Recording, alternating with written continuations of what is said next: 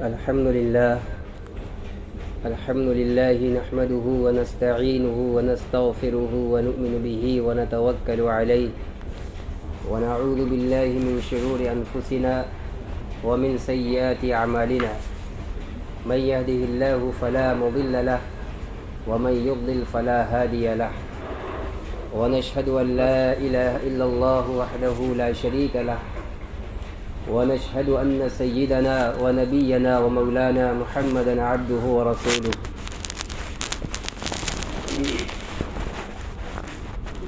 صلى الله عليه وعلى آله وأصحابه وبارك وسلم تسليما كثيرا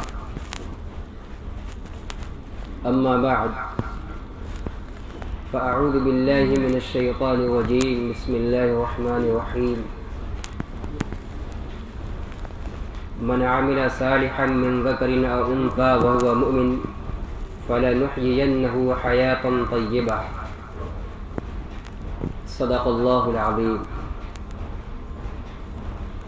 حضرات گرامی، محترم بزرگوں اور دوستوں اور پردہ نشین ماؤں اور بہنوں،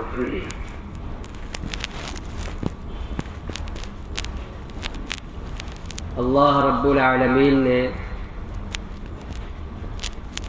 اپنی قدرت سے اس پوری کائنات کو بنایا اور سجایا ہے، اور اس کے اندر بے شمار جاندار مخلوقات کو پیدا فرمایا ہے۔ ان مخلوقات میں ایک مخلوق انسان بھی ہے، جس کو اشرف المخلوقات کہا گیا ہے۔ خدا کی بنائی ہوئی تمام مخلوقات میں یہ سب سے اعلیٰ، افضل اور برتر ہے، بلکہ اس کے علاوہ پوری تمام کائنات کو، پورے نظام عالم کو، کائنات کی تمام چیزوں کو انسان کے مسخر کیا گیا ہے، انسان کو ہی فائدہ پہنچانے کے لیے پیدا کیا گیا ہے، اور انسان کو نہایت ہی عظیم ترین اور بلند مقصد کے لیے بنایا گیا ہے۔ پوری کائنات انسان اور انسانیت کی خادم ہے، اور انسان کو سب سے اعلیٰ اور بالا، سب سے عظیم الشان اور بلند مقصد کے لیے بنایا گیا ہے، چونکہ یہ خود سب سے اشرف ہے، تمام مخلوقات میں سب سے افضل ہے، تمام مخلوقات اس کے خادم ہیں، اس کے نفع کے لیے بنائی گئی ہیں۔ اس لیے اس کو جو مقصد دیا گیا ہے، اس کا مقصد بھی، وہ مقصد بھی سب سے عظیم ہے، سب سے بڑا اور اہم ترین ہے، جس کو اللہ تبارک و تعالی نے قرآن کریم کے اندر بیان بھی فرما دیا ہے۔ وَمَا خَلَقْتُ الْجِنَّ وَالْإِنسَ إِلَّا لِيَعْبُدُونَ، کہ میں نے انسان اور جنات کو صرف اور صرف اپنی بندگی کے لیے پیدا فرمایا ہے۔ یہ ہے انسان کی پیدائش اور اس کے اس دنیا میں پیدا کیے جانے کا عظیم ترین مقصد، عبادت خداوندی، اللہ رب العالمین کی معرفت، پہچان اور اس کی خوشنودی اور رضا حاصل کرنے کی کوشش کرنا، یہ انسان کا اہم ترین مقصد ہے۔ یہی وہ بنیادی مقصد ہے، یہی وہ بنیادی ہدف ہے جس کے لیے ہماری اس دنیا کے اندر پیدائش ہوئی ہے، ہم پیدا کیے جا رہے ہیں، بھیجے جا رہے ہیں۔ اس کے علاوہ کوئی ہمارا بنیادی مقصد نہیں ہے۔ باقی اور اس دنیا کے اندر جو ہم دوسرے امور کو، دوسرے کاموں کو انجام دیتے ہیں، تو وہ صرف اس لیے تاکہ دنیا کی دیگر ضروریات اور چیزوں سے فائدہ اٹھا کر ہم اپنے اندر یکسوئی اور طاقت و توانائی پیدا کر کے اللہ کی بندگی کو کما حقہ کر سکے۔ یہ ہے ہمارا بنیادی پیدائش کا اور پیدا کیے جانے کا مقصد۔ اسی مقصد کی طرف توجہ دلانے کے لیے اللہ تبارک و تعالی نے خود انسانوں میں سے ہی اپنے کچھ بندوں کو مخصوص بنایا اور نبوت اور رسالت کا مقام طے فرمایا۔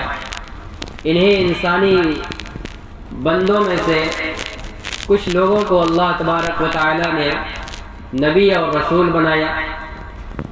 سیدنا حضرت آدم علی نبینا وعلیہ الصلاۃ والتسلیم سے یہ سلسلہ شروع ہوتا ہے، اور نبوت اور رسالت کا یہ سلسلہ اللہ تبارک و تعالی نے اس لیے شروع فرمایا تاکہ ہمارے یہ منتخب برگزیدہ بندے نبی اور رسول ہماری طرف سے ہدایت اور رہنمائی پا کر اپنی قوم کے لوگوں کو، اپنے زمانے کے بندگان خدا کو ان کی پیدائش کا مقصد بتلائیں اور اللہ کی بندگی کی طرف متوجہ کریں۔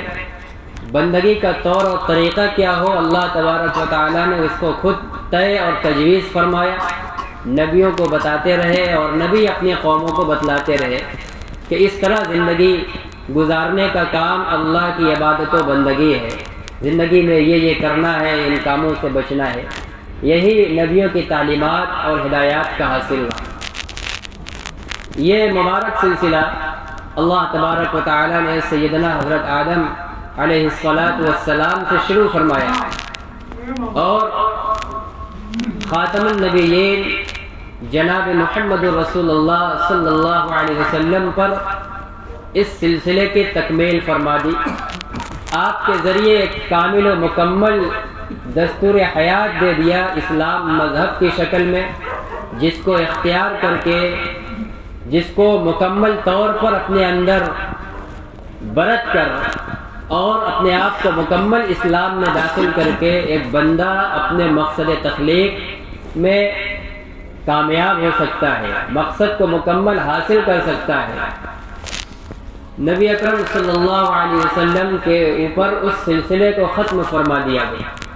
اب آپ کے ذریعے سے اللہ تبارک و تعالیٰ نے قرآن کے ذریعے اور نبی اکرم صلی اللہ علیہ وسلم کے اعمال اور آپ کے بیان اور احادیث کے ذریعے سے پورا یہ خدا کی بندگی کا ایک سسٹم، ایک نظام بالکل واضح فرما دیا اور نہایت کامل اور مکمل طور پر واضح فرمایا، اس طرح کہ اللہ تبارک و تعالیٰ نے یہ فیصلہ فرما دیا کہ اب نبوت کے سلسلے کی آپ آخری کڑی ہوں گے۔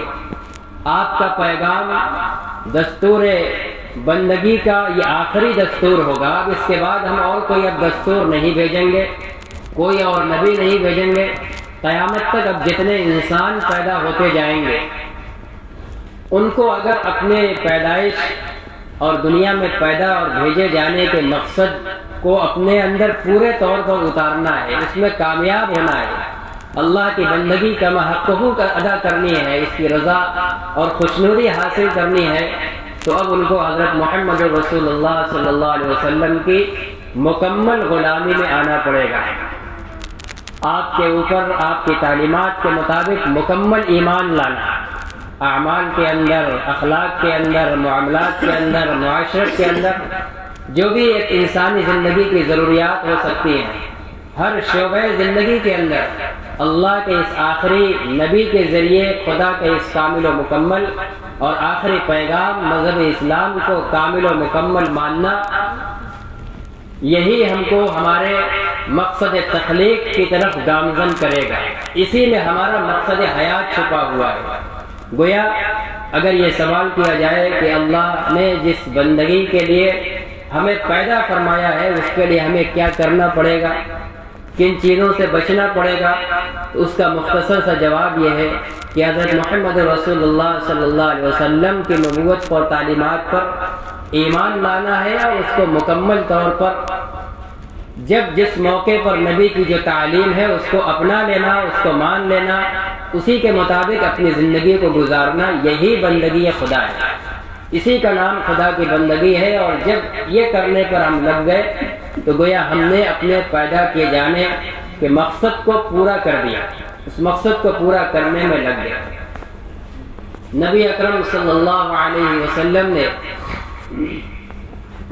23 سال کی جو آپ کی نبوت کی مدت اور زمانہ ہے، اس مختصر مدت کے اندر خدا کے پیغام کو، بندگی کے طور طریقے اور احکامات کو قرآن و سنت کی شکل میں بڑی دیانتداری کے ساتھ کامل و مکمل طور پر اس کو پہنچا دیا، اور حجۃ الوداع کے موقع پر صحابہ کرام کے پورے مجمع میں اللہ تبارک و تعالیٰ کو گواہ بھی بنا دیا۔ اس موقع پر آپ نے فرمایا، صحابہ کرام کو مخاطب کر کے سوال فرمایا کہ بندگی خدا کا جو طریقہ، جو دستور، جو تعلیمات، جو وحی ربانی ہمارے اوپر آتی تھی، کیا میں نے وہ سب کا سب تم لوگوں کو مکمل طور پر پہنچا نہیں دیا؟ الا هل بلغت، کیا میں نے پہنچا نہیں دیا؟ 3 مرتبہ آپ نے یہ سوال فرمایا۔ صحابہ کرام نے جو ایک بھاری لاکھوں کی تعداد کا مجمع تھا، بیک زبان اقرار فرمایا، بلا اے اللہ کے نبی کیوں نہیں، بلغت الرسالہ وادیت الامانہ ونصحت الامہ، آپ نے رسالت و پیغامبری کو مکمل طور پر پہنچا دیا، اور جو آپ کے اوپر اللہ کی طرف سے جو امانت دی گئی تھی آپ نے اس کو مکمل ادا کر دیا، اور اس پیغام رسانی میں، اس امانت کی ادائیگی میں آپ نے پوری امت کی مکمل خیر خواہی کی ہے، کبھی بھی امت کی بدخواہی نہیں کی ہے۔ تو اس کے بعد آپ نے پھر صحابہ کرام کو یہ ہدایت فرمائی تھی کہ الا فلیبلغ الشاہد الغائب، کہ سنو یہ اللہ کا کامل اور مکمل دستور ہے، اسی کے مطابق ایک رحمانی بندے کو، اللہ کے محبوب بننے والے بندے کو، اللہ کے مقصد تخلیق میں کامیابی حاصل کرنے والے انسان کے لیے یہی کامل و مکمل دستور حیات ہے قیامت تک۔ کوئی اور نبی نہیں آئے گا، کوئی اور دستور نہیں آئے گا۔ جس طرح پچھلے زمانوں میں ہوتا تھا، کبھی موسیٰ آتے تھے تو ان کا ایک پیغام ہوتا تھا، جب وہ چلے گئے تو حضرت عیسیٰ آئے، انہوں نے کچھ اور پیغام پیش کیا۔ اب وہ نہیں ہوگا، اب یہ آمد و رفت کا سلسلہ بند، محمد رسول اللہ یہ سلسلے نبوت کی آخری کڑی ہے۔ آپ کے بعد کوئی نیا نبی نہیں آئے گا اور کوئی نیا دین نہیں آئے گا، یہی قیامت تک کے لیے چلنے والا ہے، اور آپ ہیں کہ چند دنوں کے بعد اس دنیا سے اٹھائے جانے والے ہیں۔ تو آپ نے اس امانت کو آگے تک منتقل کرنے کی ذمہ داری امت کے لوگوں پر دی، صحابہ کو مخاطب کیا، الا فلیبلغ الشاہد الغائب، سنو، متوجہ رہو، کان کھول کر سنو کہ جو تم میں سے یہاں حاضر ہے اور اس نے اس پیغام ربانی کو، وحی الہی کو مجھ سے سنا، سیکھا اور سمجھا ہے، اس کو بعد والوں تک پہنچائے۔ ہر سیکھنے والا اپنے پہلے سے سیکھنے والا بعد تک پہنچائے، تاکہ قیامت تک آنے والے انسان تک خدا کا یہ کامل و مکمل دین اور اس کا پیغام پہنچتا رہے۔ چنانچہ معجزاتی طور پر آپ کے اس تعلیم اور توجہ دہانی کے نتیجے میں صحابہ کرام اور ان کے بعد تسلسل کے ساتھ آج 1450 برس کا تقریباً عرصہ ہو چکا ہے، دین محمدی جس شفافیت کے ساتھ، جس احتیاط اور کمال اور تکمیل کے ساتھ محمد رسول اللہ صلی اللہ علیہ وسلم کے قلب ادھر پر اترا اور اسی امانت داری کے ساتھ آپ نے صحابہ تک پہنچایا، اسی طریقے سے پورے تسلسل کے ساتھ آج بھی چلا آ رہا ہے، وہ دین ہمارے سامنے موجود ہے۔ اسی لیے ہم اپنے اس ملک کے اندر تمام تر توحید کے اور اللہ کے خلاف ماحول ہونے کے باوجود بھی دین محمدی کے علم بردار ہیں، اس کو جاننے والے ہیں، پہچاننے والے ہیں، سیکھنے اور سننے والے ہیں، اور دین محمدی ہمارے سامنے کامل و مکمل طور پر موجود ہے۔ یہ سلسلہ آگے تک چلتا رہے گا، یہ ہم سب کی ذمہ داری ہے کہ ہم بھی صحابہ کرام اور اولیاء اعظام کی طرح دین محمدی کو سیکھیں، حاصل کریں، اس کو برت کر اللہ کی بندگی کا حق ادا کریں اور اپنے بات تک لوگوں کو پہنچائیں، پہنچانے کی تدبیریں اور انتظامات کریں، تاکہ قیامت کی صبح تک دین محمدی دنیا کے اندر پوری تابناکی کے ساتھ، پوری شفافیت کے ساتھ زندہ اور پائندہ رہے اور لوگ اس کی روشنی سے فیضیاب ہوتے رہے۔ اس دین محمدی کے اندر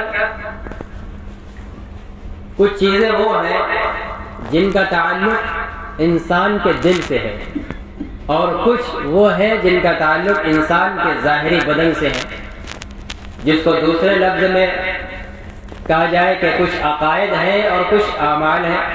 انہی دو چیزوں کے پورے مجموعے کا نام ہے دین محمدی، اور انہی کو مکمل طور پر اپنا لینے والا اور اپنی زندگی کے اندر برتنے والا انسان اللہ کی بندگی کو ادا کرنے والا ہے اور اپنے مقصد تخلیق کو پورا کرنے والا ہے۔ تو پہلی چیز ہے عقائد۔ عقائد وہ چیزیں، دین کی وہ باتیں جن کو نبی اکرم صلی اللہ علیہ وسلم کے بیان اور آپ کی تفصیل کے مطابق ان کے بارے میں دل سے یقین کرنا، جس چیز کے بارے میں بتلایا ہے اس کا جو مفہوم ہے، اس کی جو کیفیت ہے، اس کا جو معنی اور مطلب جو حقیقت بیان کی ہے، اس کو دل سے تسلیم کرنا، 100% اس کو یقین ماننا، اس کے بارے میں کسی طرح کے شک و شبہے کا شکار نہ ہونا، اور اس عقیدے کے پیش کرنے میں خود نبی اکرم صلی اللہ علیہ وسلم کو برحق اور صادق و امین اور سچا گرداننا ماننا، یہ ہوتا ہے عقیدہ۔ اب متعدد چیزیں ہیں، اجمالی طور پر چند بنیادی عقائد کا تذکرہ ضروری ہے۔ یہ عقائد پہلے اس لیے ذکر کیے جا رہے ہیں کہ آج ہمارے ملک کے ماحول کے تناظر میں اس وقت مسلمانوں کے عقائد کے اوپر بڑی منصوبہ بندی کے ساتھ اور بڑی تیزی کے ساتھ عقائد پر حملہ کر کے ہمارے نوجوانوں کو، بچوں کو، بچیوں کو خاص طور سے ورغلا کر ایمان اور اسلام سے بدزن کر کے کفر اور شرک میں داخل کرنے کی انتھک کوشش ہو رہی ہے۔ جتنی ہم ایمان کی اور اسلام کی تبلیغ کی آج محنت نہیں کر رہے ہیں، اس سے زیادہ اسلام سے ہم کو ہٹانے کی محنت اور کفر میں داخل کرنے کی سعی اور کوشش ہو رہی ہے۔ یہ ہم لوگوں کے لیے لمحہ فکریہ بھی ہے، سنجیدگی سے غور کرنے کی ضرورت ہے، سوچنے کی ضرورت ہے کہ جو دین و ایمان ہمیں اپنے آباء و اجداد سے بغیر قربانیوں کے اور بغیر مشقت کے ملا ہے، آج جب اس پر حملہ ہو رہا ہے، چھیننے کی کوشش ہو رہی ہے، تو کچھ نہ کچھ کم از کم اتنی تو محنت اور کوشش کر لیں کہ ہمارے سامنے ہماری نسلوں کے دلوں سے وہ دین، وہ عقیدہ اور وہ ایمان نہ نکلے۔ صرف کھانے کمانے میں عام انسانوں کی طرح اور جانوروں کی طرح صرف کھانے ہی پینا ہمارا مقصد حیات بن جائے، یہ انسانیت کے خلاف ہے۔ انسانیت تو رب کی پہچان کے لیے پیدا کی گئی، رب کی معرفت کے لیے پیدا کی گئی۔ آج رب کی پہچان سے ہم کو دور کیا جا رہا ہے، بندگی سے دور کیا جا رہا ہے، عورتوں کو ورگلایا جا رہا ہے۔ کالجوں اور اسکولوں میں پڑھنے والی اور مختلف ہوٹلوں میں کام کرنے والی لڑکیوں کو ورگلانے اور بہکانے کی مختلف ہیلوں اور بہانوں سے بہکانے کی کوشش ہو رہی ہے۔ اس لیے ایمان کو سیکھنے کی ضرورت ہے۔ ایمان کوئی نسلی چیز نہیں ہے، یہ سیکھنا بھی پڑتا ہے، سمجھنا بھی پڑتا ہے۔ جب تک سیکھیں اور سمجھیں گے نہیں اس کی حقیقت کو، تب تک ایمان کے مخالف ہواؤں سے اپنے آپ کو، اپنے دین ایمان کو ہم نہیں بچا پائے۔ بنیادی ایمان کے عقائد ہم لوگ پڑھتے ہیں کلمہ ایمان مفصل، ایمان مجمل۔ اس کے اندر اجمالی طور پر اسلام کے بنیادی عقائد کا ذکر کر دیا گیا ہے، جن کو نبی کے مطابق، ان کی تفسیر اور مفہوم کے مطابق ان چیزوں پر دل سے پختہ یقین رکھنا، یہ ہمارے مومن اور مسلمان بنے رہنے کے لیے لازم اور ضروری ہے۔ ان میں سے کسی ایک کا انکار ہو جائے یا کسی کے بارے میں شک اور شبہ ہو جائے، یا ان میں سے کسی ایک کو ماننے کے ساتھ ساتھ اس کے مخالف کفر اور شرک کی بھی کوئی دعوت مان لی جائے، تو پھر وہ بندہ مسلمان باقی نہیں رہتا، ایمان سے اس کا رشتہ باقی نہیں رہتا، وہ ایمان سے خارج ہو جاتا ہے۔ ان کلمات کو خاص طور سے ایمان مجمل اور ایمان مفصل کو اس کے معنی اور مفہوم اور تفصیل کے ساتھ پڑھنے اور سمجھنے کی ضرورت ہے، اور یہ کلمات ہمارا روز کا وظیفہ ہے۔ رسول اللہ صلی اللہ علیہ وسلم نے بار بار ترغیب دی ہے، تلقین فرمائی ہے۔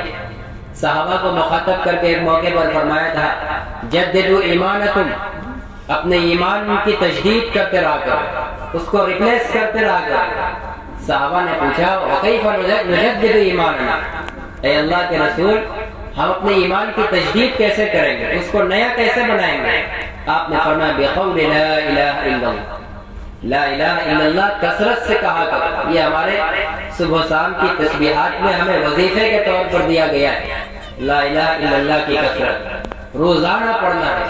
اس سے دل کے اندر ایمان کی حقیقت کھلتی ہے، ایمان کا نور بڑھتا ہے اور ایمان پختہ ہوتا ہے۔ آج ہم لوگ پڑھتے ہی نہیں، ہم نے ان بنیادی کلمات کو بھی رسمی بنا لیا ہے۔ نکاح کا موقع آ گیا، بڑی پابندی کے ساتھ عبداللہ دلہن کو وہی کلمہ پڑھاؤ ورنہ نکاح نہیں ہو۔ باقی پورے سال ہماری اولادیں، ہمارے بچے کلمے کا تلفظ ان کو آ بھی رہا ہے کہ نہیں، معنی اور مفہوم پتہ ہے بھی کہ نہیں، پوری زندگی اس کی کوئی فکر نہیں ہے۔ مر رہا ہے تو مرنے کے وقت اس کی روح کلمے کے ساتھ نکل رہی ہے کہ نہیں نکل رہی ہے، جو دین کی حقیقت تھی اس کی کوئی فکر نہیں ہے۔ اور ہم ان حقائق کو ایک رسم بنا کر گزر جانے کو دین کی خدمت کے لیے کافی سمجھتے ہیں، یہ کافی نہیں ہے۔ ایمان مجمل ہے، آمنت باللہ وملائکتہ وکتبہ ورسلہ والیوم الآخر والقدر خیرہ وشرہ من اللہ تعالی والبعث بعد الموت۔ اس کلمے کے اندر جتنی چیزیں ہیں ان کے معنی اور مفہوم اور حقیقت پر صحابہ کے مزاج کے مطابق، صحابہ کے عقیدے کے مطابق اس پر اعتقاد جازم 100% پختہ یقین رکھنا فرض ہے، تبھی ایمان معتبر ہوگا۔ کیا ہے پہلی چیز؟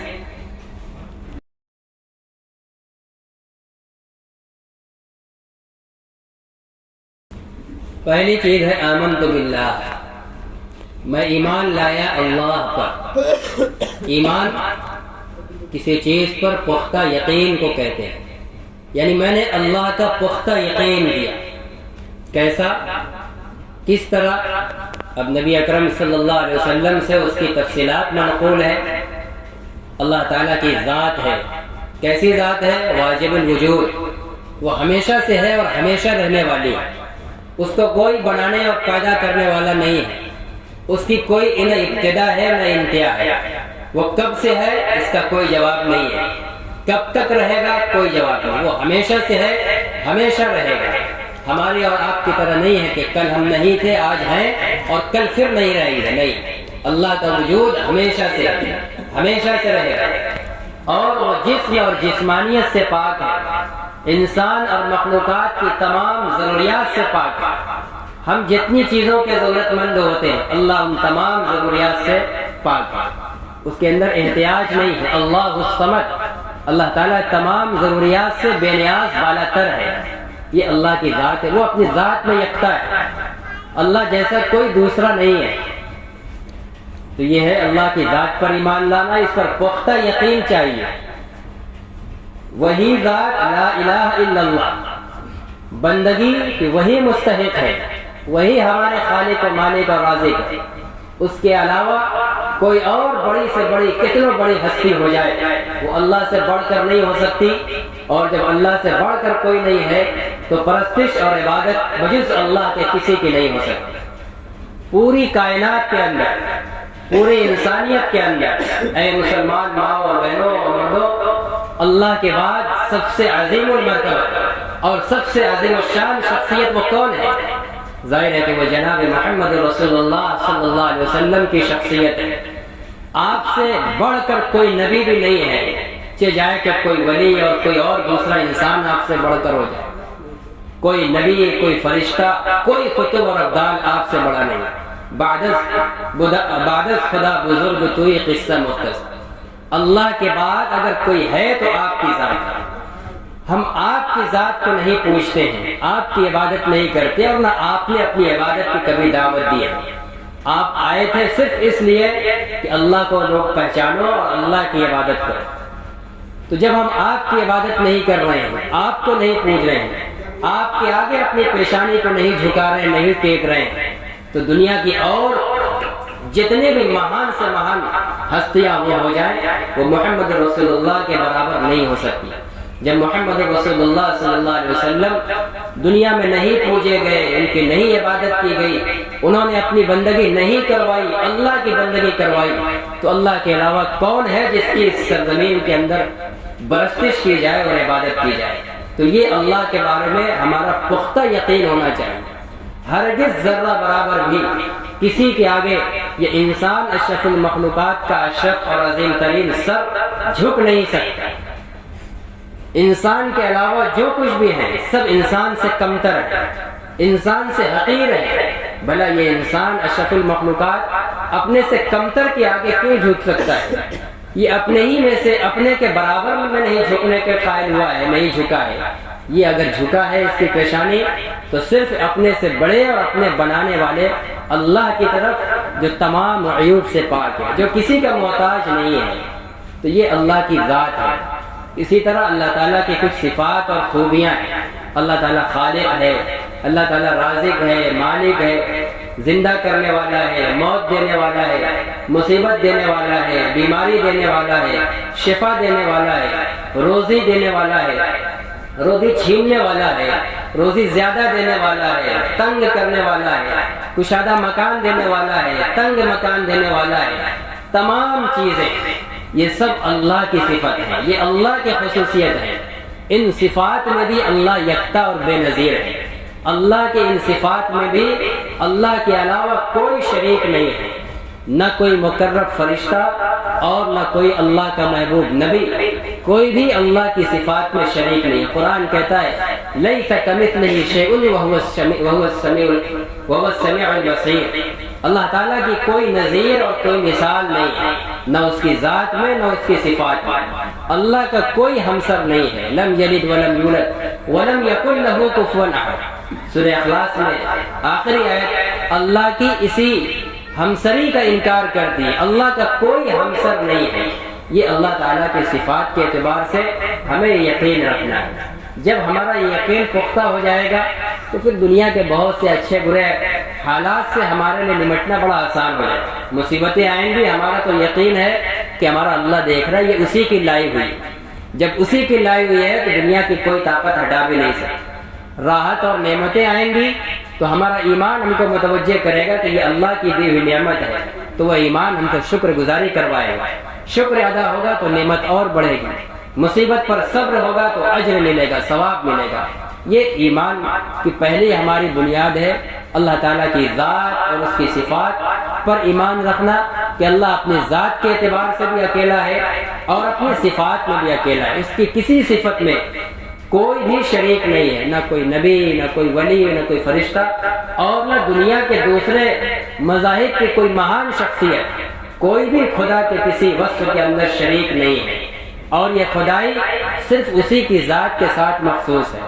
ایسا نہیں ہے کہ دنیا کے اور مہان لوگوں کا مجسمہ وغیرہ بنا لیا جائے تو اس میں خدا کی توجہ منتقل ہو جاتی ہے، اور جو بہت سا کام خدا کرتا ہے وہ مجسمے سے ہونے لگتا ہے۔ یہ نہیں، یہ شرک ہے، اس کی مذمت کی گئی، یہ عقیدہ توحید کے خلاف ہے۔ آگے فرماتے ہیں آمنت باللہ وملائکتہ، ایمان لایا میں اللہ کے فرشتوں پر۔ اللہ تعالیٰ کی ایک نورانی مخلوق ہے جو انسان اور جنات نہیں ہے، اللہ نے ان کو نور سے پیدا کیا ہے، وہ نہ مرد ہے نہ عورت۔ وہ کیسے ہیں اللہ بہتر جانتا ہے، جیسے اس نے بنایا ویسے۔ وہ ہمارے طرح کھانے اور پینے کی ضروریات سے پاک ہے، لیکن ہے وہ مخلوق، وہ اللہ کے پیدا کیے ہوئے ہیں۔ اللہ تعالیٰ نے ان کو مختلف کاموں کے اندر لگا رکھا ہے، کوئی رکوع میں ہے، کوئی سجدے میں ہے، کوئی عرش اٹھائے ہوئے ہے، کوئی بارش کے نظام پر ہے، کوئی موت کے نظام پر ہے، کوئی مختلف ایمان والوں کی دعاؤں پر آمین کہنے میں ہے، کوئی اعمال نیکیاں لکھنے میں ہے، کوئی برائیاں لکھنے میں۔ الغرض سب کو اللہ نے کام بانٹ دیا ہے، وہ فرشتے اللہ کے دیے ہوئے کام کے اندر لگے ہیں۔ لا یعصون اللہ ما امرهم، ان کی خاصیت یہ ہے کہ وہ اللہ کے حکم کیے ہوئے کام میں نافرمانی نہیں کرتے، ان کے اندر نافرمانی کا مادہ نہیں۔ ان کی تعداد کتنی اللہ بہتر جانے، ان کے نام کیا ہے اللہ بہتر جانے۔ ہاں ایسی ایک مخلوق ہم مانتے ہیں، یہ ہمارے ایمان کا حصہ ہے۔ نہیں مانیں گے فرشتوں کے وجود کو، چاہے اللہ کو رسول کو مانتے رہیں، ایمان معتبر نہیں ہوگا۔ 4 مقرب فرشتے ہیں، ان کا ہمیں نام بتلایا گیا ہے، حضرت جبرائیل علیہ السلام، اسرائیل، میکائیل اور اسرافیل۔ باقی ان کے علاوہ بے شمار ہیں، ان میں سے کسی اور کے نام ہمیں معلوم نہیں ہے۔ تو یہ فرشتوں کے اوپر ایمان رکھنا یہ دوسری چیز ہے۔ وَكُتُبِهِ، تیسری چیز اللہ کی کتابوں پر ایمان رکھنا۔ اللہ تعالیٰ نے اپنے انسانی بندوں کی ہدایت کے لیے انبیاء کرام کے ذریعے مختلف زمانوں میں آسمانی کتابیں بھیجی ہیں، صحیفے بھیجے ہیں۔ ہمیں یہ یقین رکھنا ہے، ہم لوگوں کو بھی جو امت محمد صلی اللہ علیہ وسلم میں پیدا ہوئے ہیں، یہ یقین رکھنا ہے کہ جتنے انبیاء پر جو جو صحیفے اور آسمانی کتابیں نازل ہوئیں اور انہوں نے اپنی قوموں کو پیش کیا، ان نبیوں نے اپنی طرف سے پیش نہیں کیا تھا، وہ سب اللہ کی طرف سے اتاری گئی کتابیں اور صحیفے تھے، وہ اللہ کی کتابیں تھیں، ان میں لکھی ہوئی تعلیمات برحق تھیں، اور اس نبی کے ماننے والوں کے لیے انہی پر عمل کرنا واجب اور ضروری تھا۔ اور قرآن یہ بھی اللہ کی کتاب ہے، اللہ کی طرف سے اتاری گئی ہے۔ محمد رسول اللہ صلی اللہ علیہ وسلم نے اس کو اپنی طرف سے گڑھ کے پیش نہیں کیا ہے جیسا کہ کفار و مشرکین کہتے تھے، یہ اللہ کا خالص اللہ کا کلام ہے۔ اور ساتھ ہی ساتھ قرآن کے بارے میں یہ اتنا اور بڑھانا ہے کہ یہ اللہ کی آخری کتاب ہے۔ اب قرآن آنے کے بعد توریت، زبور، انجیل پر عمل نہیں ہوگا، اب صرف اسی پر عمل ہوگا۔ قیامت تک جو انسان اللہ کا بندہ بن کر زندگی گزارنا چاہے گا، بندگی کے مقصد میں پورا اترنا چاہے گا، تو اب اس کو قرآن آخری کتاب پر عمل کرنا لازم اور ضروری ہوگا۔ اس کے علاوہ آپ کسی اور آسمانی کتاب پر عمل کرنے میں نجات نہیں ملے گی، آخرت کی کامیابی نہیں ملے گی۔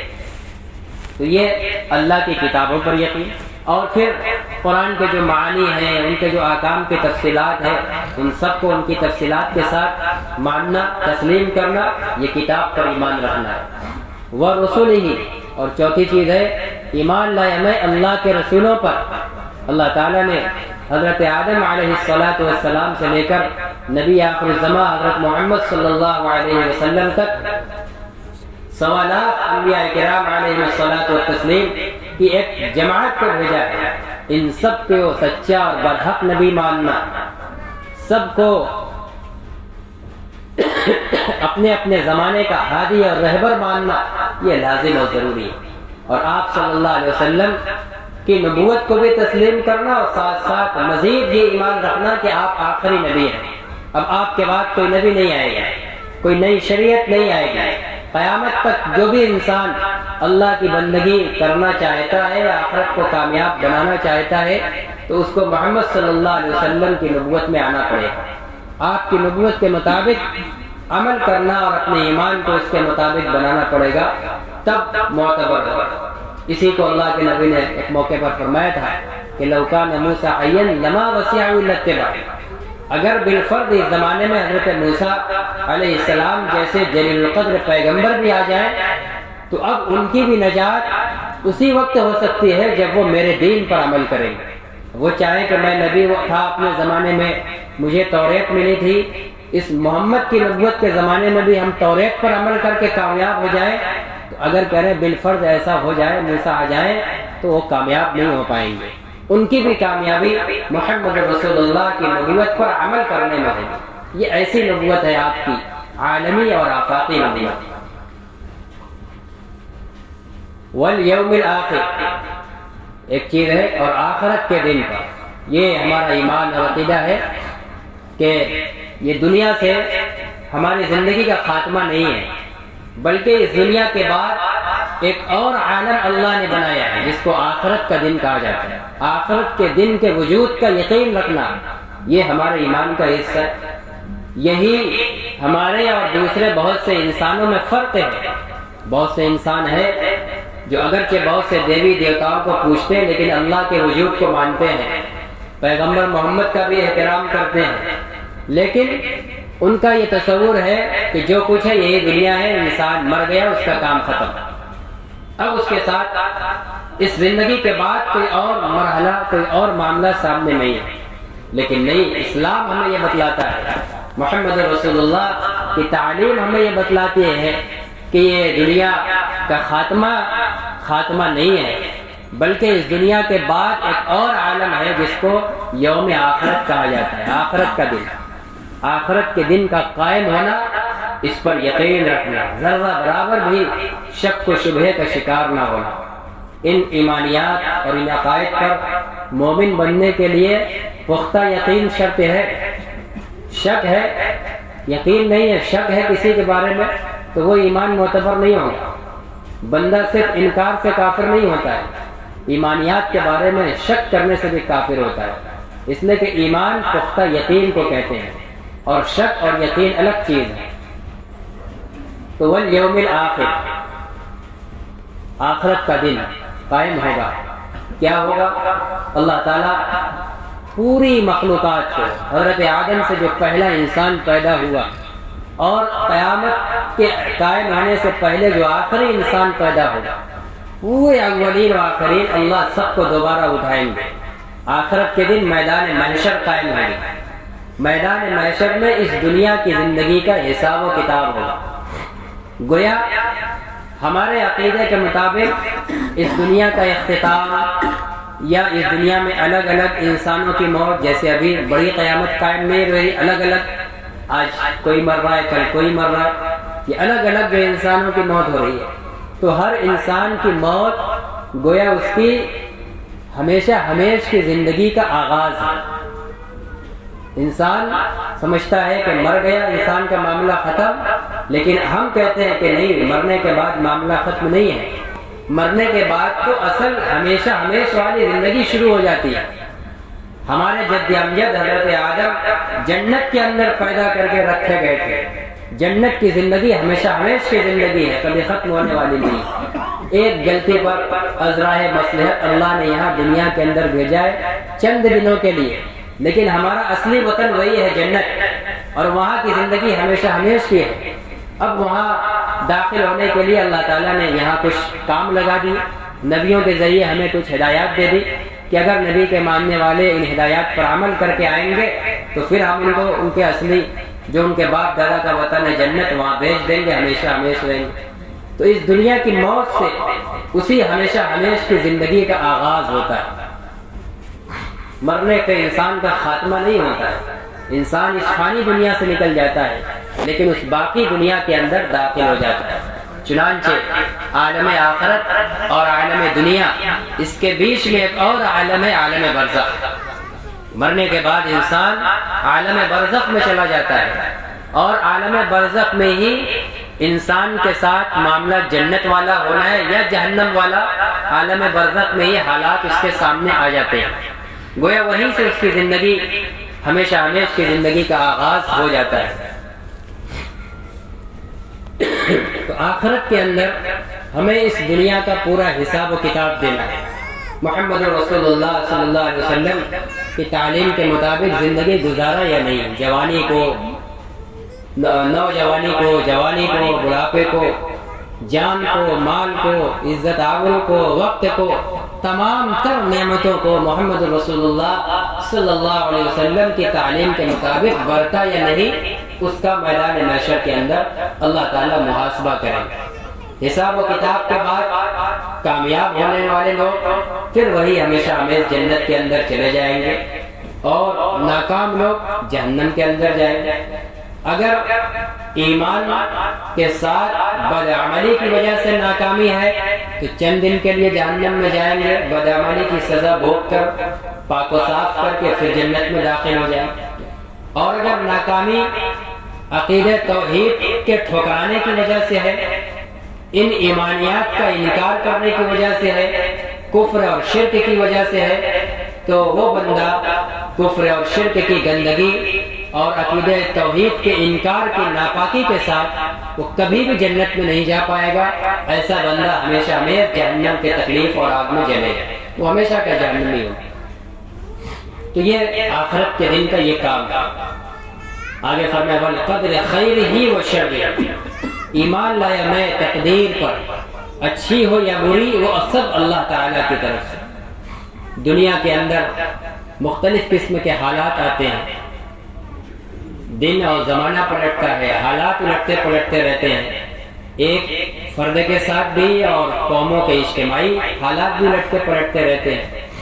تو ہمیں یہ عقیدہ اور یہ ایمان دیا گیا ہے کہ دنیا کے اندر جو کچھ بھی ہوتا ہے، چاہے انفرادی کسی ایک بندے کے ساتھ یا پوری قوم کے ساتھ، کوئی بھی اچھا یا برا معاملہ جو بھی آ رہا ہے وہ سب اللہ کی طرف سے۔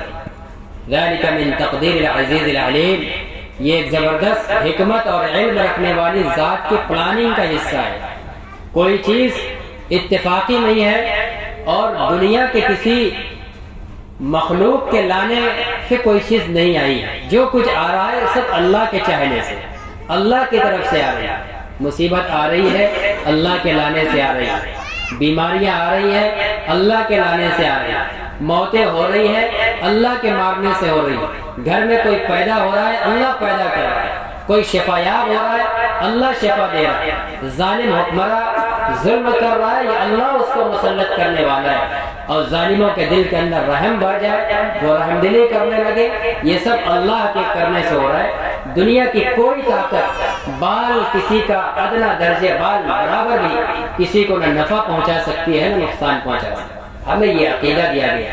ایک موقع پر حضرت عبداللہ ابن عباس رضی اللہ عنہما کو آپ صلی اللہ علیہ وسلم نے تلقین فرمائی، تعلیم فرمائی، اور آپ کے واسطے سے ہم سب اس کے مخاطب ہیں۔ وَاعْلَمْ أَنَّ الْأُمَّةَ لَوِ اجْتَمَعُوا عَلَىٰ أَن يَنفَعُوكَ بِشَيْءٍ لَمْ يَنفَعُوكَ إِلَّا مَا قَدْ كَتَبَهُ اللَّهُ لَكَ۔ اے عبداللہ ابن عباس، اس بات کا پختہ یقین کر لو کہ پوری دنیا مل کر اگر تم کو کوئی نفع پہنچانا چاہے، کوئی فائدہ پہنچانا چاہے، تو سارے کے سارے مل کر تم کو نفع نہیں پہنچا سکتے مگر اتنا ہی جتنا اللہ نے تمہارے لیے طے کیا ہوگا، اس سے زیادہ نہیں ہو سکتا۔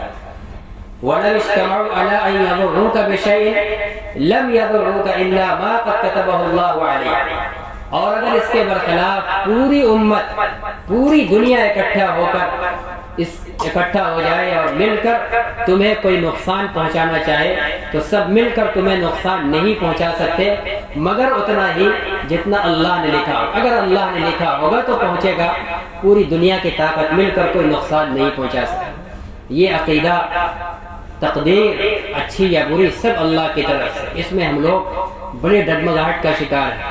کوئی مصیبت آئی، تو فلاں تاریخ کی وجہ سے آ گئی، تو فلاں کی نظر لگانے سے ہو گئی، وہ فلاں کی نحوست سے ہو گئی۔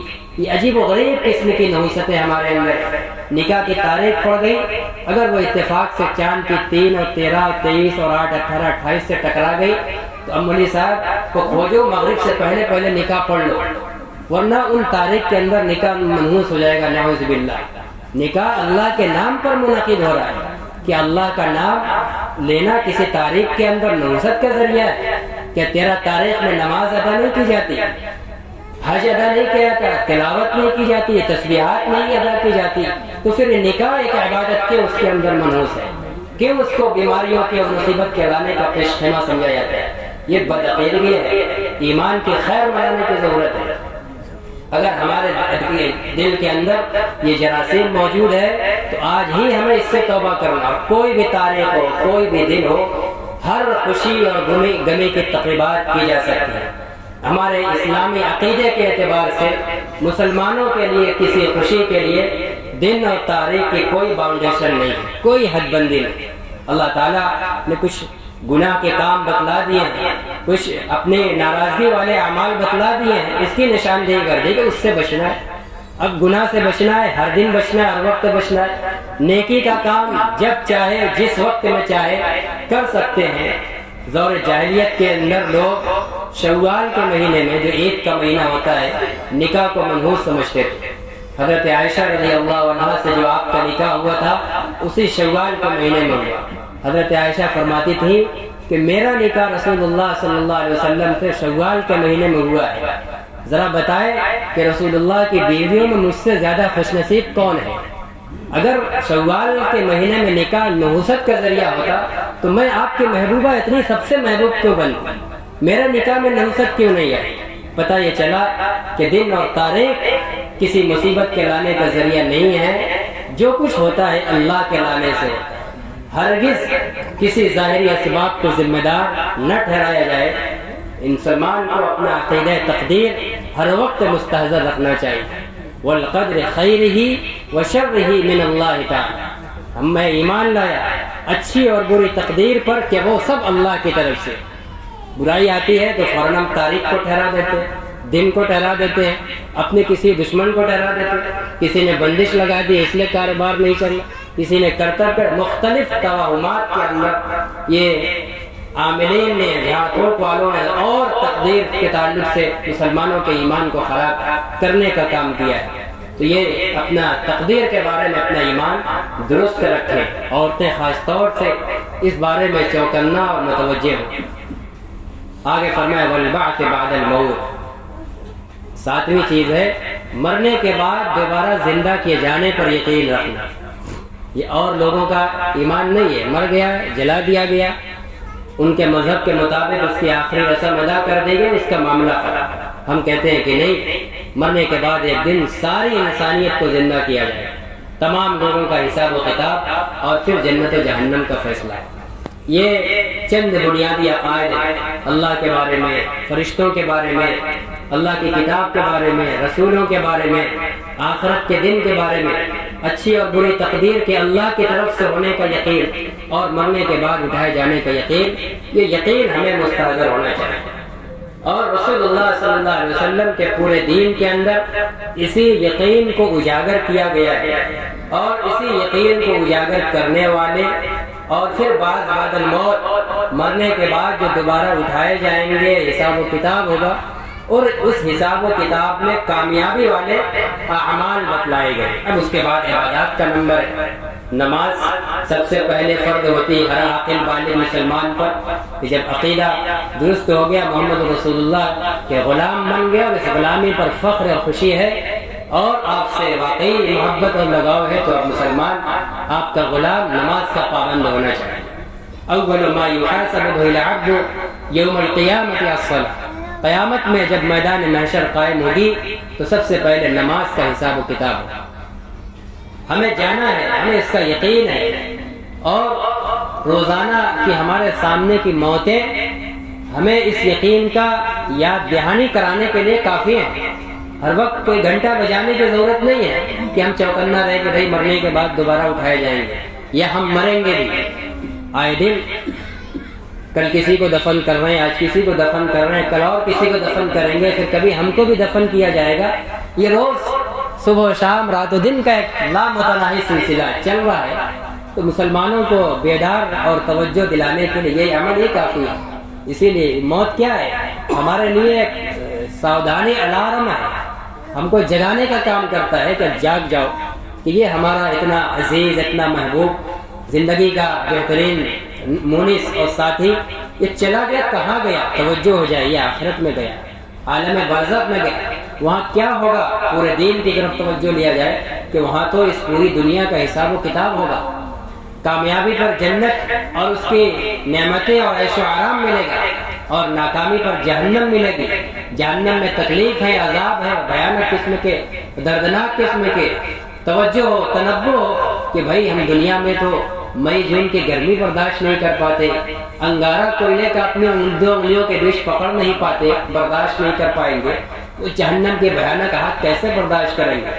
تو ان موتوں سے استحضار ہونا چاہیے کہ نہیں، اب ہمیں بھی وہ کام کرنا ہے کہ جہاں ہمارا یہ عزیز گیا کہ وہاں اس کو کیا کام آنے والے ہیں، اس کی طرف توجہ ہو۔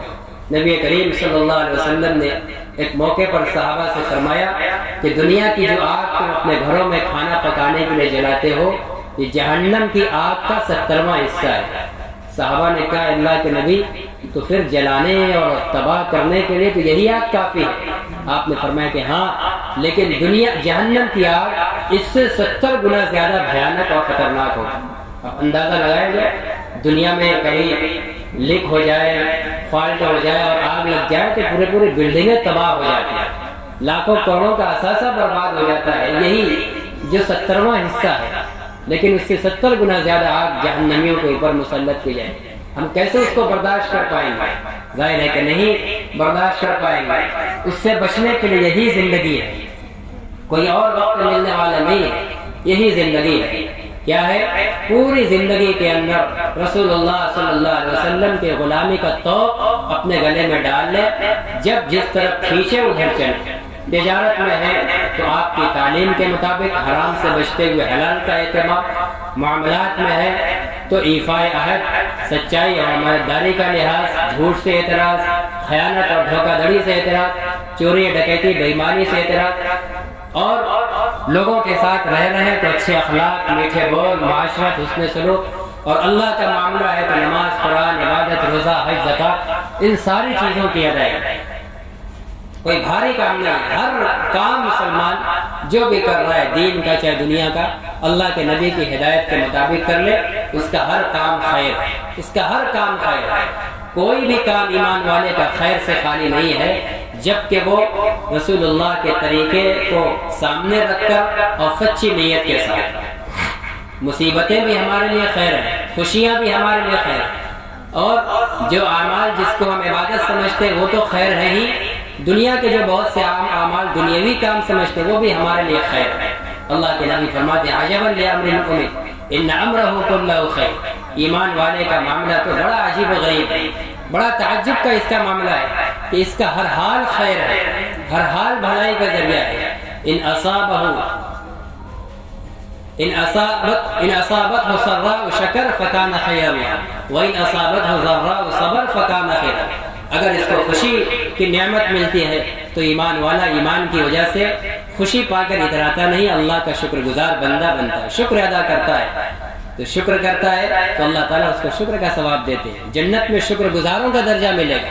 اور اگر ایمان والے پہ مصیبت پہنچتی ہے تو وہ جزا اور سزا نہیں کرتا، آہو بکا نہیں کرتا، چیختا اور چلاتا نہیں ہے، اللہ کا شکوہ دندناتا کرتا نہیں پھرتا ہے، اللہ کا فیصلہ مسئلہ سمجھ کر خاموش کر لے، اپنے آپ کو تسلی کرتا ہے کہ بھائی یہی اللہ کا فیصلہ ہے، اس کی اسی میں مرضی، اس کی مرضی اسی میں ہے تو اللہ کی مرضی میں ہم بھی راضی ہیں۔ اس طرح اپنے آپ کو تسلی دیتا ہے، صبر کر لیتا ہے۔ ایسے صابرین کو کہتے ہیں کہ اگر صبر کرتا ہے تو اس کو صبر کا مقام ملتا ہے، جنت میں اس کو صابرین کا درجہ ملے گا، جنت میں یا تو شاکرین والا مقام ملے گا یا صابرین والا۔ ایمان والے پر مصیبت ہے تو صبر کر کے صابرین کا مقام حاصل کرتا ہے، نعمت مل رہی ہے تو شکر کر کے شاکرین کا مقام حاصل کر لے گا، چت بھی اس کی پٹ بھی اس کی، کوئی حال اس کا خیر سے خالی۔ ایسا نہیں کہ ہم دنیا میں مصیبت کے مارے ہیں تو ہم آخرت میں دھتکار دیے جائیں گے، نہیں، ان مصیبت کو اللہ کے رسول کی تعلیم کے مطابق صبر کے ساتھ اور آپ کی تعلیم کو برت کر اس کا استقبال کریں گے، مصیبت کے لمحات کو گزاریں گے تو بڑا اجر و ثواب ملے گا۔ اور نعمتیں اور خوشحالیاں مل رہی ہیں کسی بھی طرح کی، مال کی، جائیداد کی، اولاد کی، صحت توانائی کی، اللہ کی شکر گزاری اور تابعداری کے ساتھ گزر رہی ہے تو شکر گزاری کا انعام ملے گا اور دنیا میں بھی نعمت بڑھے گی، کوئی حال خیر سے خالی نہیں ہے۔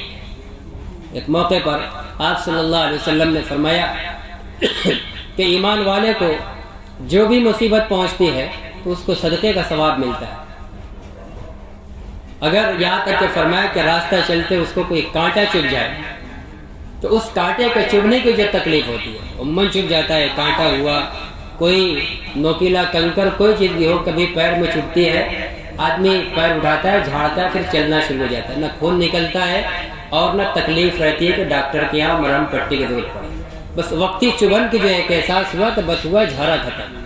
تو چبھن کا جو وقتی چند سیکنڈ کا احساس ہوتا ہے، اللہ کے نبی فرماتے ہیں کہ ایمان والے کو اس چند سیکنڈ کی تکلیف پر بھی اجر و ثواب ملتا ہے۔ تو اللہ تعالیٰ تو ہم کو اتنا نواز رہا ہے، ایمان والا کھا رہا ہے، اس نیت کے ساتھ کھا رہا ہے کہ میں اللہ کا حکم سمجھ کر اس لیے کھا رہا ہوں تاکہ اس کے ذریعے ہمیں توانائی حاصل ہو، تو اللہ کی مرضی کے مطابق اپنی طاقت کو صرف کرو۔ وہ کھانا بھی اس کے لیے عبادت، اسی نیت سے کما رہا ہے، کمانا اس کے لیے عبادت، ہر لمحہ اس کے لیے عبادت اور نیکی کا ہے، ہر کام اس کے لیے نیکی کا ذریعہ بن سکتا ہے۔ شرط یہ ہے کہ ہماری نیت درست ہو جائے اور ان سب وسائل والے کاموں کے ساتھ مقاصد میں ہم لگے رہیں، نماز، فرائض، واجبات، ان سب چیز کی پابندی ہے، باقی اور دنیا کے جتنے جائز کام ہیں نیت کی درستگی کے ساتھ سب ہمارے لیے ثواب کا درجہ، سب ہمارے لیے نیکی کا درجہ رکھتی ہیں، نیکی کا ذریعہ بننے کی۔ ہم کسی بھی حال میں اللہ کے یہاں محروم نہیں، بیماری آئی صبر کر رہے ہیں، انعام مل رہا ہے، مصیبت کا ثواب مل رہا ہے، اس بیماری پر مال خرچ کر رہے ہیں، مال خرچ کرنے کا ثواب مل رہا ہے۔ ہمارا اس صرف ذہن و دماغ میں ہی ہے، یہ صرف ایمان کی خصوصیت ہے، ورنہ جو غیر مومن بندے ہیں ان کا کمانا، کھانا، مال خرچ کرنا، مصیبت میں رہنا، خوشی میں رہنا کچھ بھی خیر نہیں ہے۔ خوشی میں ہیں تو ہیں، جب تک زندگی ہیں خوش ہیں، مرنے کے بعد ہمیشہ جہنم میں جائیں گے، مشرک ہیں۔ مصیبت میں ہے تو دنیا میں بھی مصیبت میں ہے اور مرنے کے بعد جائیں گے، کیونکہ کافر و مشرک ہیں، مومن نہیں ہیں، وہاں بھی مصیبت میں رہیں گے۔ لیکن ایمان والا ایسا نہیں ہے، اگر دنیا کے اندر مصیبت میں ہے تو آخرت میں مصیبت میں نہیں رہے گا، اگر دنیا کے اندر راحت میں ہے تو آخرت، اگر شکر گزاری کے ساتھ راحت اور نعمت کا استعمال ہے تو آخرت میں بھی راحت میں رہے گا۔ اس لیے ہم ایمان والوں کو اپنے عقیدے کو، اپنے ایمان کو بہت مستحکم کرنے کی ضرورت ہے، اس وقت سیکھنے کی ضرورت ہے، مذاکرہ کرنے کی ضرورت ہے۔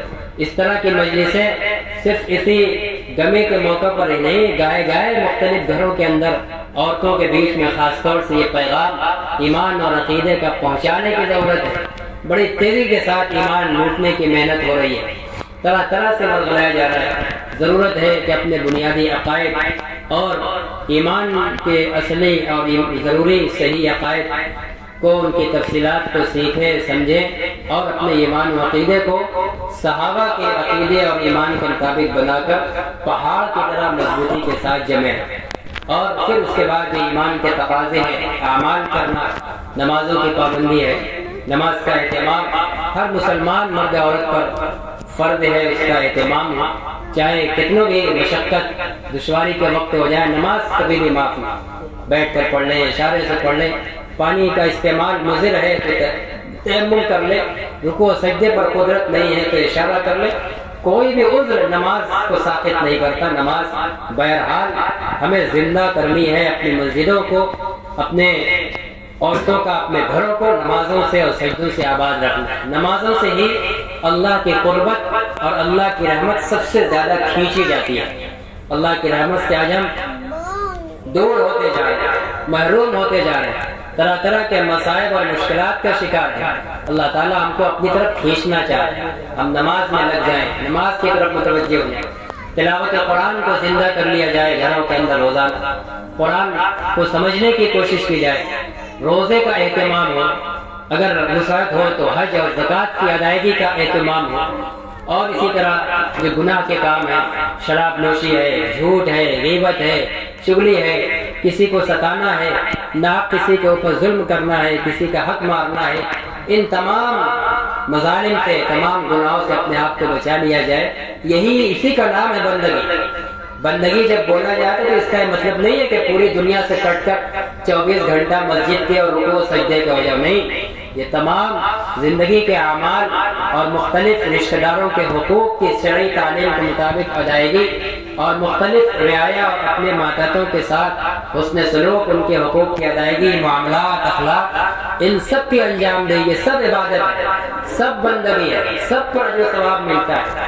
حدیث کے اندر فرمایا گیا کہ بسا اوقات انسان عبادتوں اور نمازوں سے اتنا اونچا مقام حاصل نہیں کرتا جتنا کہ وہ لوگوں کے ساتھ عمدہ اخلاق سے پیش آنے سے حاصل کرتے ہیں، جتنا کہ وہ دو مقدمات اور معاملے میں جھگڑا میں رہتے ہوئے، حق پر رہتے ہوئے پیچھے ہٹ جاتا ہے کہ ٹھیک ہے بھائی جان، تمہیں دعوے دار ہے، مجھے پتا ہے کہ ہم ہی سچے ہیں، حق پر ہیں، لیکن چھوڑ دیا، پیچھے ہٹ گئے۔ اللہ کے نبی فرماتے ہیں کہ اس کے جنت کو بیچ بیچ میں اس کو مقام ملے گا۔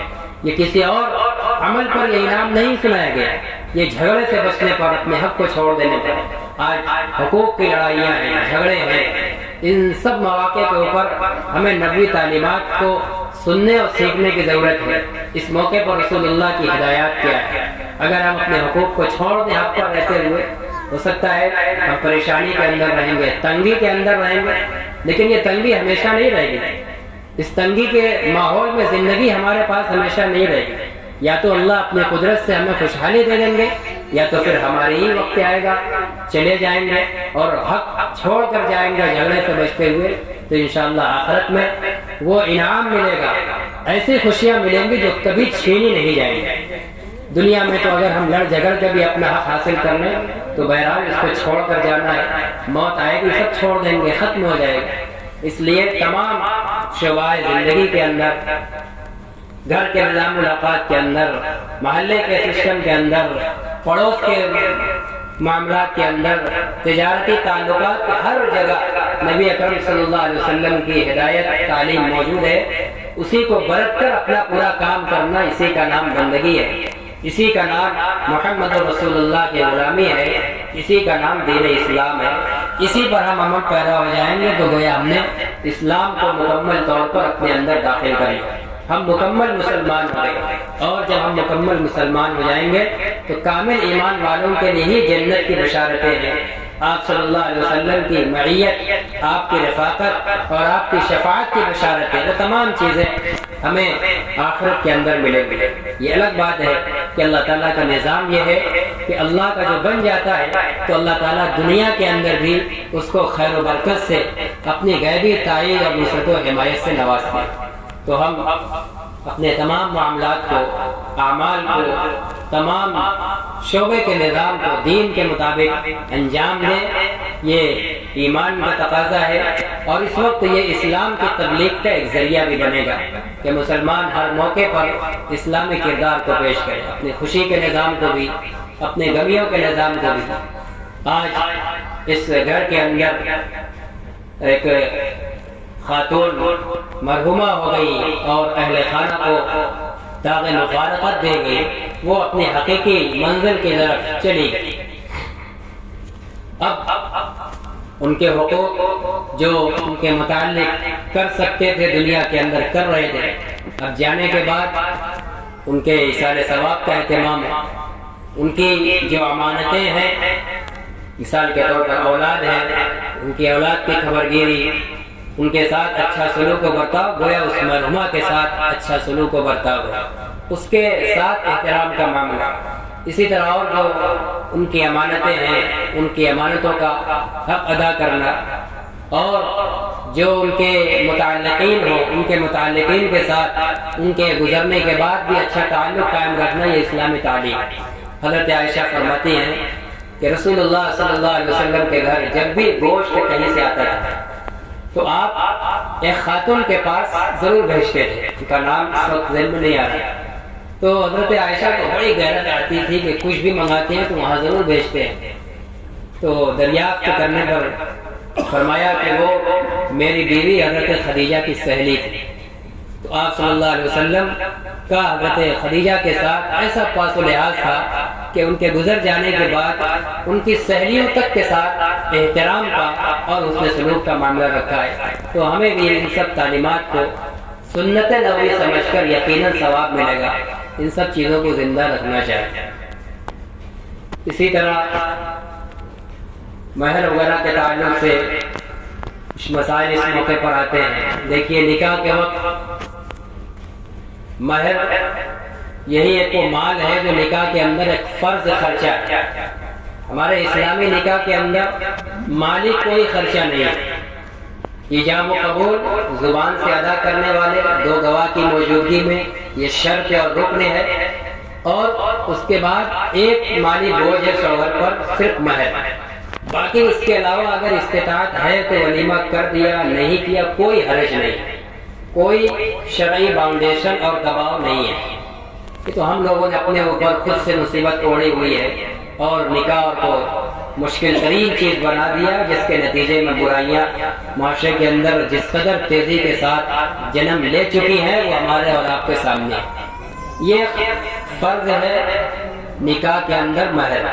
اس کی ادائیگی تو بہتر تو یہ ہے کہ فوراً ادا کر دیا جائے، لیکن جیسے تجارت وغیرہ معاملات کے اندر ہم بہت سی چیزیں قرض لیتے ہیں تو یہ قرض کی طرح جیسے نکاح کے وقت کر دیا جاتا ہے کہ مہر مؤجل، یعنی یہ مؤخر بعد میں ادا کی جائے گی۔ اگر فوراً ادا کر دی گئی تو بہت اچھا، اور ادا کر ہی دینی چاہیے۔ عموماً عام طور سے پہلے زمانوں کے اندر ادا نہیں کیا جاتا تھا، آج تو بار بار کہتے سنتے اب عموماً نوجوان جوڑے اب ادا کر رہے ہیں، بیشتر اب ادا کر رہے ہیں۔ پہلے اس کو مایوس سمجھا جاتا تھا، عورتیں لیتی بھی نہیں تھی، اور اگر کوئی لیتی تھی تو بوڑھی باڑی عورتیں ان کو مسجد مدرسے بھجوا دیتی تھی، وہ ان کی ملکیت ہے، وہ ان کا مال ہے۔ وہ اس سے چاہے کھا لیں، کپڑا پہن لیں، اپنے اوپر خرچہ کریں، اپنی اولاد پر خرچہ کریں، صدقہ اور خیرات کریں، ایک دم حلال اور پاک مال ہے۔ یہ فاؤنڈیشن کہ اس کو لیا تو مسجد و مدرسہ میں دیا جائے، غریب و مسکین کو دیا جائے، یہ کوئی ضرورت نہیں۔ یہ اس کی اپنی مرضی کی بات ہے کہ وہ اپنی ملکیت کا مال جہاں چاہے صرف کرے، وہ چاہے تو واپس دوبارہ شوہر کو دے دے کہ میں آپ کو گفٹ کرتی ہوں، کچھ بھی کر سکتی ہے، وہ مالک ہے، لیکن شوہر کو پیش کرنا، ادا کرنا یہ لازم ہے۔ اگر کسی کا یہ ارادہ اور نیت رہی وقتی نکاح ہو گیا بعد میں دیں گے، اور دل میں یہ ارادہ ہے کہ چلو مرتے وقت معاف کرا دیں گے، جیسا کہ یہ جاہلانہ طور طریقہ آج بھی باقی ہے کہ بسا اوقات گھر میں بہو قریب المرگ ہوتی ہے تو بوڑھی عورتیں اس کے شوہر کے لیے پریشان ہوتی ہے، جلدی سے اس کو بلاؤ کہاں ہے، یعنی اس مرض الموت میں جلدی سے اس سے کان میں کہہ کر معاف کروا لیا جائے۔ تو اس طرح کہہ کر کسی کا حق معاف کروانے سے معاف نہیں ہوتا، اس وقت کے اس کے فیصلے معتبر نہیں ہیں، اس لیے کہ وہ ہوش و حواس میں نہیں ہے، اور عام حالات کے اندر بھی چونکہ ایک سماجی دباؤ بنا ہوا ہے، سماجی دباؤ میں بھی کوئی حق معاف کیا جائے تو وہ بھی معاف نہیں ہوتا ہے۔ جیسے بہنوں کے حقوق ہیں، ایک سماجی دباؤ ہے کہ اگر وہ لے لیں گی تو میکا سے بھائی لوگ تعلق کاٹ دیتے ہیں، اس دباؤ کی بنا پر وہ کہتے ہیں کہ نہیں ہم کو نہیں چاہیے، آپ لوگ بانٹ۔ اس کا طریقہ یہ ہے کہ ان کے نام لکھا پڑھی کرائیے، ان کے حوالے کاغذ کیجیے، اس کے بعد پھر وہ واپس کریں کہ نہیں میں سائن کرتی ہوں، لیجیے میرا حق آپ لوگ، وہ معافی معتبر ہوگی۔ صرف زبانی کہ آپ لوگوں کو لینا ہے یا کیا کریں گے، نہیں ہم لوگ نہیں لیں گے، اس سے معاف نہیں ہوتا ہے، اس معافی کا کوئی اعتبار نہیں ہے۔ تو اس طرح اگر کوئی معاف کرایا تو اس کا اعتبار نہیں، اور اگر ادا نہیں کیا تھا اور کوئی معافی تلافی اور اس کی طرف سے کوئی گفٹ وغیرہ بھی نہیں ہوا ہے، آنن فانن چلی گئی، انتقال ہو گیا، تو اب اس کا وہ مال شوہر کے ذمہ قرضہ ہے، اب وہ گویا اس میت کا، اس مرحومہ کا ترکہ ہے۔ اب اس کے جو وارث ہیں حکم شرع کے مطابق وہ مہر کا مال یا جو بھی اس کی ملکیت میں مال ہے ترکہ اس میں تقسیم کیا جائے گا، اس میں اس کے شوہر کو بھی ملے گا، ماں باپ کو بھی ملے گا، یعنی بیوی کے ماں باپ، اور اس کی اولاد کو بھی ملے گا۔ تو اب وہ ترکہ بن گیا، شوہر کا اس میں جتنا بن رہا ہے شوہر اتنا لے گا، بیوی کے ماں باپ کا جتنا بن رہا ہے وہ لیں گے، اولاد جو ہے تو اس کا بھی بنے گا، اور نابالغ ہے تو اس کے بلوغ تک اس کو محفوظ رکھا جائے گا، بالغ ہونے کے بعد اس کے حوالے کیا جائے گا کہ یہ تمہاری ماں کا، یہ تمہارے نام ترکہ یہ حصہ۔ تو یہ مہر کے مسائل ہیں، کوشش تو یہی ہونی چاہیے کہ ادا ہو، اور اگر نہ ادا ہوئے تو پھر وہ ایک ترکہ ہوتا ہے، پورا مال ترکہ ہے، جو اس کے وارث ہیں ان وراثت کے درمیان مفتیان کرام سے مسئلہ معلوم کر کے کہ کس کا اتنا بن رہا ہے، اس اعتبار سے اس کو تقسیم کر لیا جائے۔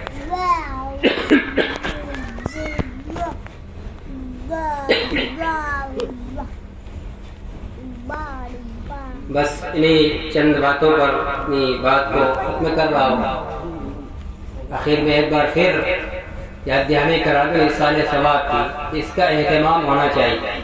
ایصال ثواب ہمارے یہاں مستقل عبادت ہے، مرحومین کے لیے ہدیہ بھیجنا، قرآن کی تلاوت کا، صدقہ اور خیرات کا، اور غریبوں مسکینوں کو کھلا کر کسی بھی طریقے سے، مال کے ذریعے چاہے عبادت کے ذریعے، اس کا ثواب دعا کرنا کہ الہ العالمین ہمارے فلاں مرحوم کو اور پھر عمومی طور پر پوری امت کے مرحومین و مرحومات کو اس کا ثواب پہنچا دے، اس کا اہتمام ہونا چاہیے۔ یہ کوئی رسمی چیز نہیں ہے، اس کی وضاحت کیا بھی ضروری ہے کہ ہم لوگوں نے جو اس کے لیے سب خاص خاص دن بنا لیا ہے کہ اسی دن کریں گے، اس کے علاوہ نہیں کریں گے، یہ غلط طریقہ ہے۔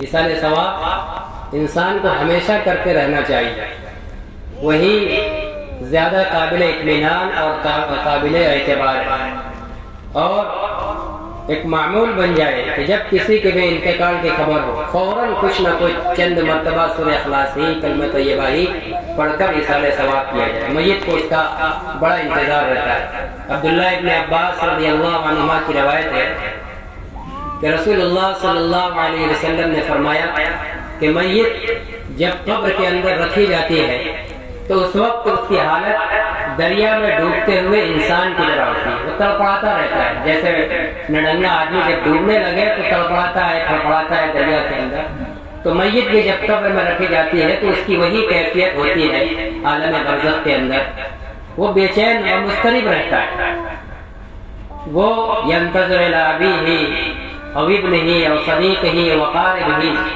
وہ انتظار کرتا ہے، وہ نگاہ لگائے رکھتا ہے اپنے باپ کی طرف، اپنی اولاد کی طرف، اپنے عزیز و اقارب کی طرف کہ کیا کوئی اس کے لیے ہدیہ بھیج رہا ہے۔ وہ ہدیے کا اس وقت منتظر ہوتا ہے کہ کوئی ہمارے لیے ہدیہ بھیجے۔ چنانچہ اگر کوئی اس وقت اس کے لیے ایصال ثواب کا ہدیہ بھیجتا ہے تو حدیث میں ہے کہ وہ ثواب اس میت کے سامنے احد پہاڑ سے بڑا بنا کر پیش کیا جاتا ہے، اور اس وقت اس میت کی نگاہ میں پوری دنیا اور پوری دنیا کے تمام ساز و سامان سے زیادہ اپنے عزیز کا وہ ہدیہ زیادہ محبوب اور پسند ہوتا ہے۔ اس لیے اس کا اہتمام ہونا چاہیے۔ ہم لوگ رسمی بن گئے، اس لیے پہلے دن دفن کر کے آزاد ہو جاتے ہیں، اب ایصال ثواب کل ہوگا۔ اب پورے دن یوں ہی لوگ بیٹھے رہیں گے، کوئی اہل میت کو تسلی دے گا، کوئی ادھر کی وائی تبائی باتیں کرے گا۔ یہ نہیں ہوگا کہ فارغ بیٹھے ہیں تو چلو کچھ ایصال ثواب ہی کریں۔ ایصال ثواب کرنا چاہیے، اس کے لیے کوئی دن اور کوئی وقت ایسا متعین کر لینا کہ اس کے علاوہ نہ کرنا، یہ ایک نامناسب کام ہے۔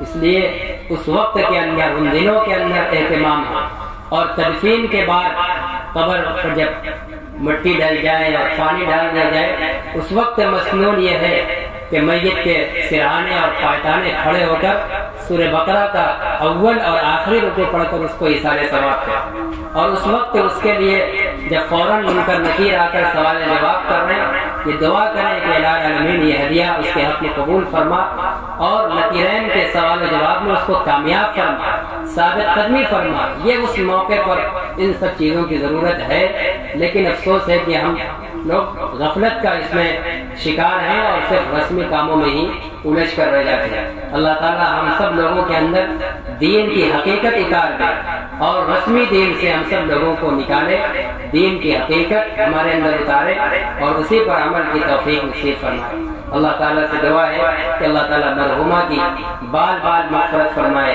ان کے ورثہ کو، ان کے بچے کو صبر جمیل عطا فرمائے، نعم البدل عطا فرمائے۔ اب اس کے بعد درود شریف پڑھ کے دعا کریں۔